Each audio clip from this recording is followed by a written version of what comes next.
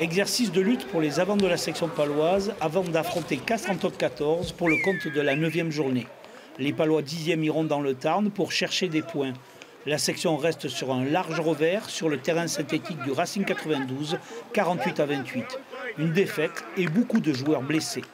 On a été limité dans notre choix. On va attendre le dernier moment pour annoncer une équipe avec le nombre de blessés. Et là, on va voir en fonction de le joueur qui joue, comment on va jouer. Et je sais bien, on a été capable de présent aux conquêtes, sûr. On a besoin d'être ça. On a besoin d'être fort sur toute la base ce week-end.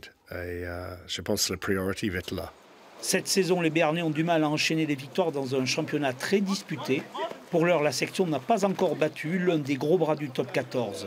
Castres, le champion de France, est la référence, notamment pour son jeu d'avant. On sait comment ça s'est passé leur match à Clermont, on sait l'état d'esprit dans lequel est Urios et dans lequel il va mettre ses joueurs. Donc nous, on s'attend déjà à un très gros combat. On sait que ça va être aussi pour nous tester aussi réellement parce que voilà, on va affronter une équipe avec beaucoup de caractère et à nous de répondre présent sur ce secteur-là. Donc voilà quoi.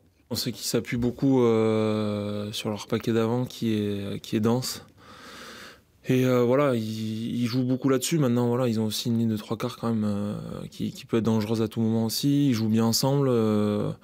Ils ont des automatismes parce que c'est une ligne de 3 quarts qui se connaît bien, qui joue ensemble depuis quelques saisons maintenant. Il n'y a pas eu trop de changements. Thibaut Debagna, Benson Salé, Florian Nico, la ligne de 3 quarts paloise devra se montrer en défense, tout comme les avants, pour réussir à ramener des points de Castres. Objectif du club.